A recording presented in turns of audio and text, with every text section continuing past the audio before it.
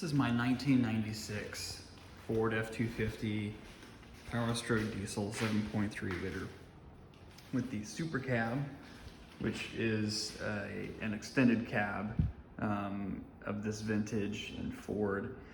It's the long bed, so 8-foot bed.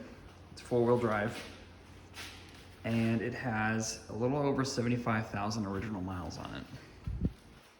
The paint is not original. It was aftermarket painted at some point in its life recently. I don't know by who. I have just bought this truck in the last couple weeks. So in the time that I've had it, I have thrown some steps on it, the classic bully, tiny little steps on it. I'm trying to limit the modifications that I do to this truck to keep them true to the era in which it was made. The Lund visor up here was already on the truck when I bought it. I like the look of it. I'll probably keep it. The only change I might make with it is to get the illuminated version, the one with the clearance lights on it, because that's a good look. It has the factory Alcoas on it. These ones up front just have a little brake dust on them, so I need to clean them up. The back ones are looking sharp because they're drums, obviously. The fronts, you can tell that there were wheel weights that were added to these at some point, and so it eroded the chrome finish on them. Front bumper has what look like signs of a former grill guard or brush guard mounted here. You can even see there's like a little protrusion here, so I think there was something mounted up front at one point. It seems like the original bumper is what it is because it has some rust and stuff down here, so that's okay. It still looks sharp from the outside. There's just little things here and there. And let's take a look inside. You can tell the windows are tinted. So the truck is in great shape overall. The interior is really mint. You can tell the floor has been replaced. So it's got this kind of textured rubber flooring. I can't tell if I prefer it over carpet because this is obviously a little bit more durable and it will stand the test of time better. At the same time, I kind of want it to be more OEM. So I might change that at some point. It's a pain in the ass to take all the interior out and replace the carpet, but who knows? Maybe at some point I'll make time for it. You can tell that I have added some seat covers. I actually just did this today. So these are Covercraft's custom fit seat covers, the duck finish. So if you've ever had a Carhartt product, you've probably been familiar with that finish. It's got the Carhartt logo stitched into them. And what's great about these seat covers, I've had them in a previous Tacoma before, is they are custom fitted for all the vehicle specific features, like the pull handles for pulling the seat forward and the lumbar buttons. Look at the center console here. So you can see this little jump seat armrest has the cutaway for all the plastics in the middle of it, and then if you fold it back up, you can see that it's just covered the back. So it's really nice. They're not cheap, but they're worth it because they're so well fitted. They will actually protect these seats.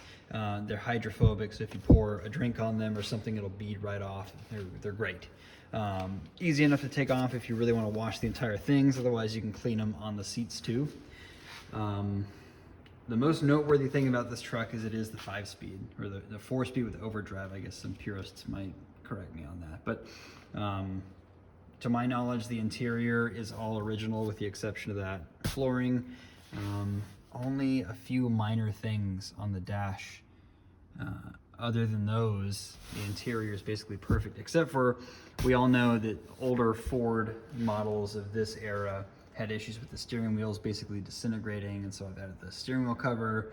You can see my transponder and my phone mount up there, but those are obviously removable, so it's stayed pretty true inside here. Back bench has my car seats for the kiddos on it. I do have these same seat covers coming from for that back bench. But yeah, the previous owner, whoever, maybe it was one before them, because I think there were several owners of this truck, put in this drop-in bed liner. Not crazy about it. It's probably a little bit more durable, if I'm honest, than spray-in, just because it's an additional layer over top of the sheet metal instead of it just being painted on, but it looks like shit. Looks a little cheap. but I'm not going to prioritize replacing it with like Line-X or something anytime soon.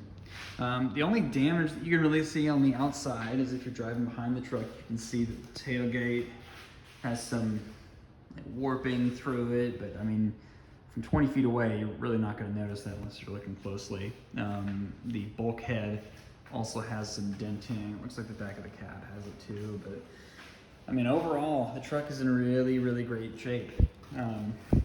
My only issue right now is the water and fuel light that appears right up there, pops on when I'm driving the truck. So what I think happened is this truck sat for about 260 days on the lot from the dealership that I bought it from. And so it collected a good volume of water in the gas tank. This one has the dual fuel tanks. I think it's 18.2 or something like that gallons in the front and then 19 in the rear. So I've been using the front tank and trying to get all the water cycled out of it with the fuel bowl drain. For those that aren't familiar, which I'm sure you are, because this is one of the main things with these trucks, you do have to drain the fuel from the fuel bowl to get water out of it and kind of sample it. So let me get this open.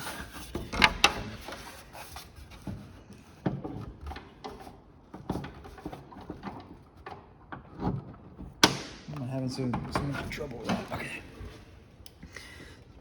Pretty clean in here. But yeah, so if you need to drain the fuel bowl, you would open this up and